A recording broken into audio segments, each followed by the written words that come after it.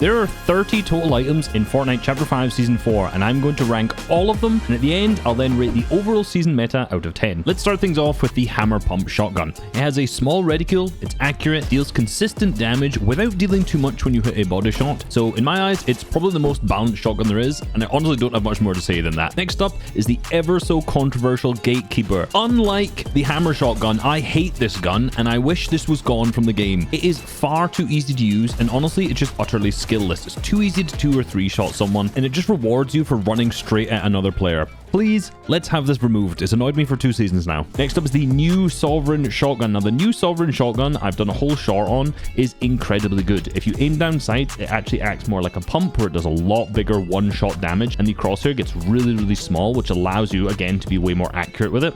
There's a lot of really useful situations, like in endgame, if you just sit with a box open while players are rotating past you, you can pretty much guarantee yourself a 100+ damage shot. It's also really stupid if you're just in box, as you just aim to the upper chest, and it's really easy to just 2-shot someone from around 2 tiles away. So it's kind of close to the tank. It's not as stupid and easy to use as the Gatekeeper, but in certain situations, I feel like this is just incredibly overpowered. This item for me is going into the no complaints tier. I do think it's probably the best shotgun in the actual meta, but a lot of players are still carrying the Gatekeeper, and a lot of players are saying it only hits for 30.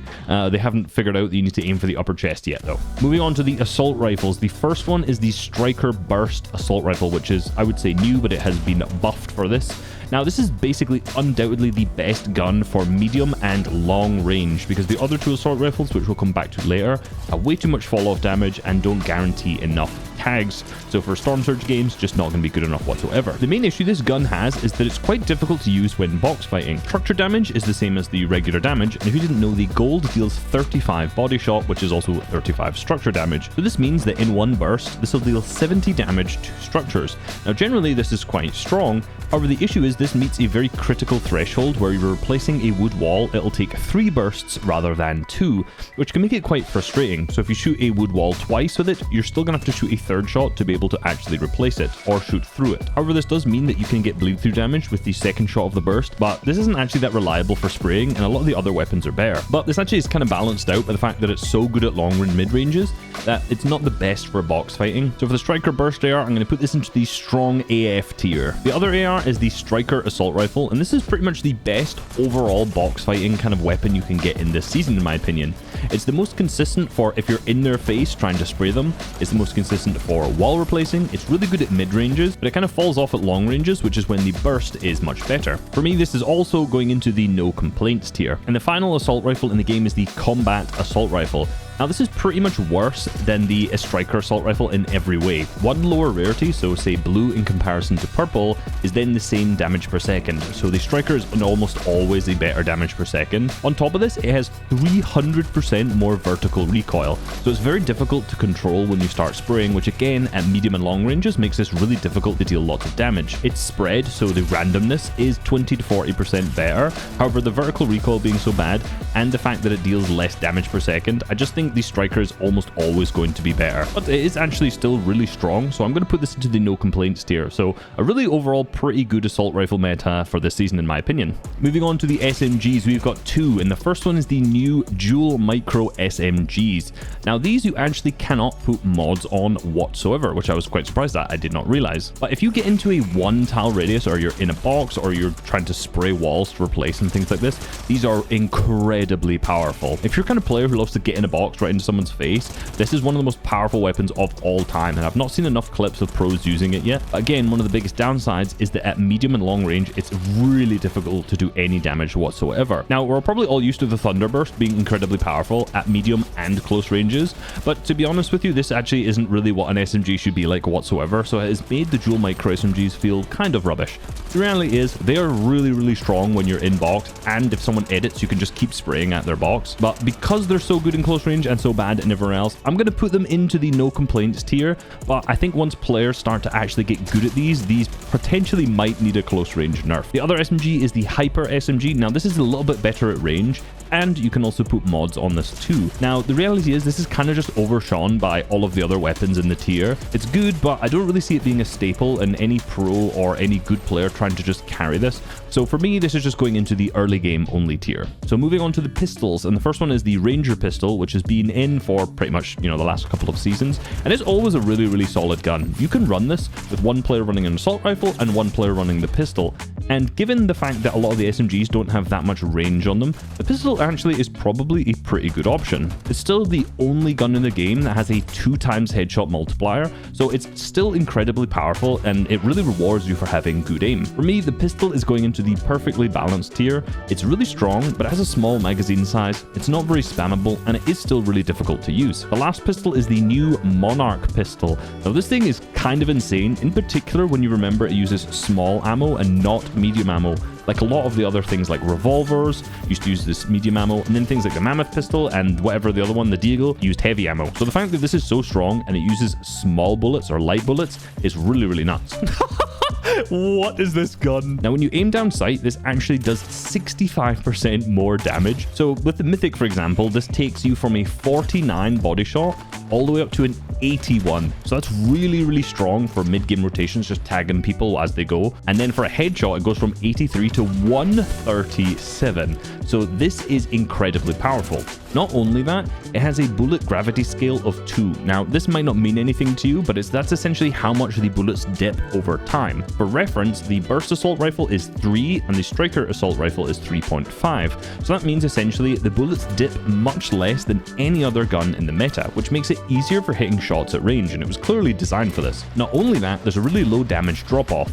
So at 75 meters, you're going to lose 1 damage per shot, and at 100 meters, you're going to lose 2, and then there's no more damage drop-off. So it's really easy just to continue to get tags with this, and this was clearly designed as a sort of Storm Surge weapon. So for the Monarch pistol, this is going into the strong AF tier. I can't comfortably say that this is really balanced after being hit in the head by it a couple times. Speaking of course, there are mythics in the game. We currently have 3 weapons, and then we'll get on to some of the other ones later. The first one is the one I already mentioned there, which is Dr. Doom's Monarch pistol. Now, this is the mythic version of the pistol, and for any of these mythics, you can't attach mods to them, which is a really important factor, because when you actually look at the mods that the Dr. Doom's Monarch pistol has, it only has one, and that is the Hollow 13 scope. Now, that being said, this gun comes with 9 bullets instead of 7.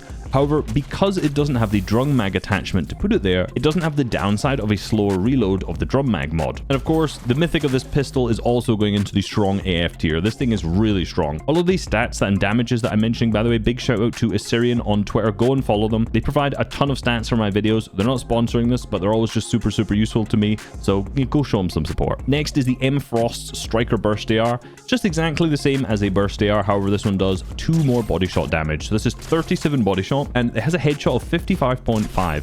Now, this means that if you hit 2 shots into their head, that's 111 damage. Now, already also comes with the muzzle brake attachment, so it's clearly designed to do a lot of damage at mid and long ranges. However, the downside of this is if you're actually looking for something to do damage at a much longer range, you can't put a 4x scope on it because obviously it's a mythic.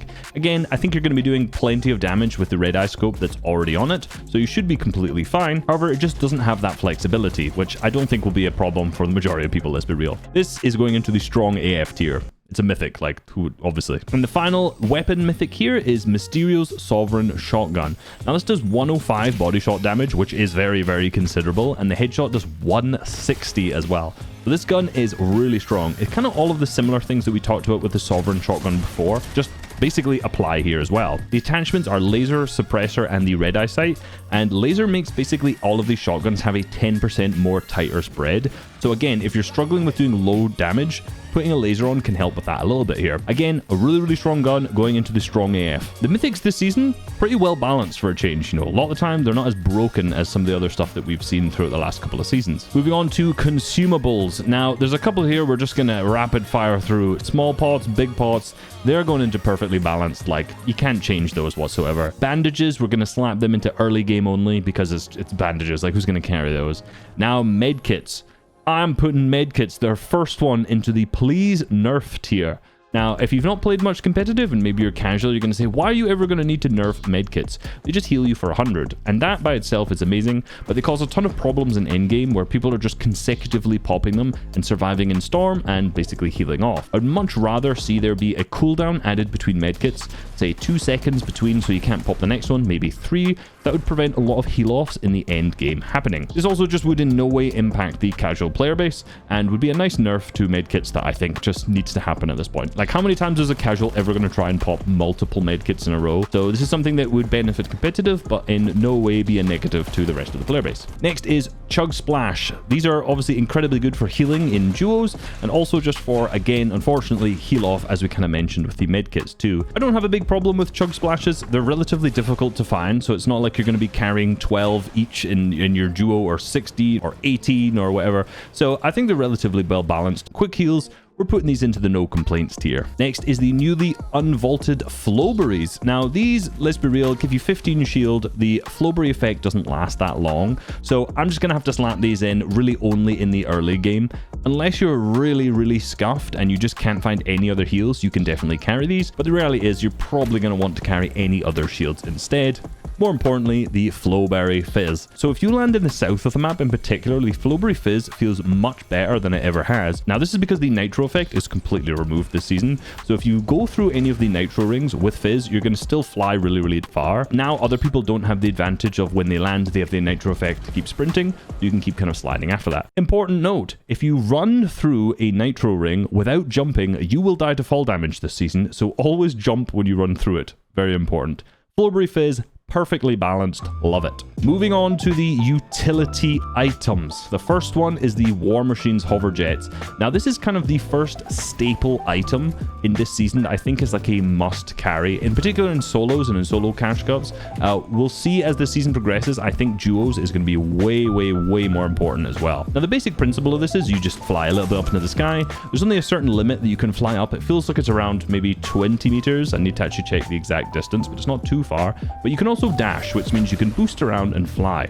But if you dash and then immediately press the cancel button, you will actually be propelled forward, and then you can slide from this, and you can basically do this over and over again, which is an incredibly useful mechanic in early game if you want to loot faster, in mid game if you want to rotate, and of course in end game as well if you're trying to just dash and not waste too many materials. You can also do this in fights, which I've not seen that many players do yet, where you can fly around the opponents. You can use it to get angles, you can use it to get peaks and pinches and all of these different things, because you can do it whilst having your weapons out and shooting at the same time. So this is an almost a guaranteed carry in my opinion this season. It's so good. One thing you can also do is heal whilst doing this, so you can use big pots, minis, and medkits in endgame whilst flying around. So yeah, heal off is even more fun this season with this item. This is an incredibly good item, but I do think the dash ability needs nerfed a little bit. You can do it way too frequently, and I think the cooldown period really needs to be increased, because you can kind of just continually use this boost over and over again for basically every single rotate, which just conserves you too many materials in my opinion. So I'm actually going to put this in the please nerf tier, but you really don't need to nerf it that much. Next is the War Machines Auto Turrets. So this turret basically sits in your inventory, and you don't need to switch to it at all. It just automatically shoots any players that are around a 30-meter radius away from you. Now what it does is it shoots bursts of 3 shots, each of them dealing 5 damage at a time, so it essentially does 15 damage at once.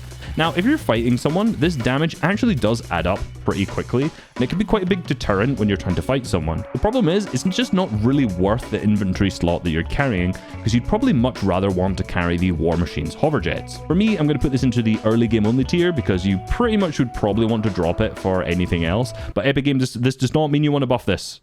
Don't make this too good. It would be very annoying then. I think it's in a good place right now. Next is the Captain America shield. I've said in my extra video that I did on my other channel that this is a bit of a sleeper item. I think there's a lot of utility to this that once players start to realize, it's going to be really good. The first one is that it locks on up to any player up to 45 meters away and does 60 damage. And it also can bounce off of players and hit more than one at once. So if someone's on rotate, you can just ping it at anyone as they're starting to fly, which is really good. And I see a lot of players carrying this in the solo cash cup just to annoy people as they rotate, which I can't wait for. It also does 125 structure damage if you throw it at any build, which means if 2 players are carrying them, you can play low ground and throw it at players' floors and knock them down from layers above you and get free refreshes that way. When you sprint with it, you will block any shots from the front, which means that you might have some potential to use this in endgame if you're at backside of zone and you want to sprint to front, but if you get shot too many times, it ends up stunning you. So it's not that useful, but whilst charging here, you can run into walls and it'll do 100% 150 structure damage. So you can actually just run straight through any weak wall into someone's box, switch your weapon, take a shot on them. Now this is really annoying for zero build, and I very much so understand the zero build players' frustrations here because it's an almost guaranteed carry there. But for build and tournaments, I'm just going to put this into the no complaints tier. I was thinking about being perfectly balanced, but I just don't think enough players have started to realize how annoying it can truly be yet. Last up is the next mythic, the War Machines Arsenal. I don't know what they were cooking putting this in competitive, quite frankly. Update. They took it out, so we don't have to worry about this anymore. It was stupid. And the next utility is the Shield Bubble Junior. Now, ironically, you can actually use this to prevent against the War Machines Arsenal, but the reality is most players are just not carrying Shield Bubble Juniors unless you're playing in zero build, of course. So the reality is this is an early game item only. Next up is Shockwaves. Now, these are not in competitive. I had some analysis here, but who cares because they're not in comp. The last utility item here is the Armored Wall. Now, we've not seen Armored Walls come back since Chapter 3, and these are something I feel is really well balanced. They can be a little frustrating sometimes. We'll talk about the number of them later, but just as a utility, I think these are so good. Firstly, they prevent you from getting focused. If you're making a late rotation and someone starts spraying you, the lobby starts spraying you, and oftentimes you could waste hundreds of builds. Well, maybe that's a bit of an exaggeration. Tens, dozens of builds. It could ruin your entire game just because you don't have a single armored wall there. But with one single armored wall, that's just going to stop anyone spraying. People aren't going to waste like 100, 200 ammo to spray through that wall. So you can just place it down, give yourself some time to heal, and you're fine. Same thing can be done in endgame. If you're getting sprayed from height, your floor's getting sprayed, you can just put one above or below you to keep yourself safe. But of course, you know, kids in ranked are always going to be annoying and just have 5 of them and just full box himself in when you get them weak. But of course, this means that they can't escape, which is always also very funny. This is useful in one way, which is if your duo gets knocked, you can actually just full box yourself in and then actually revive him and give them enough time to get up. The chances are this is probably a better play than just letting him die, running away and hoping the other team doesn't chase you. So it is something that can be done, but again, still risky because you still have to get out of a full box of armored walls, which is definitely not ideal. So if they manage to nerf the stack size because carrying 15 is quite literally insane, then I think these will fit the meta really well. And moving on to the medallions now. So for medallions, there are 3 in the game. Doomsbot's Siphon Medallion. Now this gives you Siphon, obviously 50 HP or shield on Elim. And the reality is this wasn't too good in Season 2 when it dropped from the Underworld. We did see a lot of like solo cash cup games get really high Elim games. In terms of FNCS, it wasn't actually that amazing. So for me, perfectly balanced. Next is the Emma Frost's Reveal Medallion, which marks opponents in a wide radius. It does this every 50 seconds and the marks last for 15 seconds. So essentially the team holding this, 30% of the time, they will know where everyone is in the lobby. Pretty broken. Actually, it's insanely broken, let's be real. Now, obviously, this is insanely broken for fights. You've got to think about how important this is going to be in endgame too. Imagine you go to the front side of the zone, you scan, and you see everyone behind you. It's going to be really easy for you to find players who are crouching behind on low ground, or if you're going to find players who have just fought and maybe weak and you can target them. So there's a lot of different ways that this can be insanely broken for basically getting refreshes in the end game. For me, I just think we got to remove this from comp. This is very uncompetitive to have one team in the lobby who can just basically find super free refreshes every single game, because that's one of the most important and difficult parts of Fortnite generally. You could nerf it so that rather than pinging every 50 seconds, it pings every, say, 2 minutes. That would be a much better nerf, and I think that might also work, but in its current state, I think we should probably just remove this from competitive. And the final one is Mysterio's Stealth Medallion. Now, this conceals you. When you crouch, you basically go completely invisible, and the effect lasts for 15 seconds, and this effect will be deactivated when you either stand up or you just use another item. It's not that useful, but I did see a hilarious clip on Twitter by Twy, who essentially used it to sneak into a player's box, sit right behind them, and get both kills as they pinched them, which was really funny. I think, to be completely honest with you, this isn't something that you need to drop, but it's just not that good. It only lasts for 15 seconds. There's a marker above your head, so most average players are probably going to drop it anyway, but I do think we're going to see some cool clips from it throughout most of the season. For me, this is going into probably the perfectly balanced tier because an invisibility item shouldn't be that strong. All right, so what's the overall rating for the full season's meta? So for the fighting meta, so far playing, I've really enjoyed it. I'm not dying to a bunch of stupid stuff like Nitro, every single fight just running into your box, car mods, or the Nitro fists either. But the thing is, even the really overpowered powered stuff like the dual micro SMGs have a downside, so they're pretty bad at range, even though they're annoying in your face. And the Captain America shield is kind of annoying for the zero build players. I understand that. I've seen a lot of them complaining. For the Surge meta, there's no DMRs, even though the pistol is really good at that range. It basically is the replacement for this. And the Slurp Cacti do not respawn in tournaments, so the Surge meta itself is already looking really good. But if, say, the War Machine's arsenal is removed, the hover jets were nerfed a little bit to kind of maybe not be able to be as spammable with the dash mechanic, then I'd probably give this season a solid 8.5 out of 10. Let me know your guys' rating, and if you don't know how these cactuses almost ruined FNCS, you can click this video on screen right now.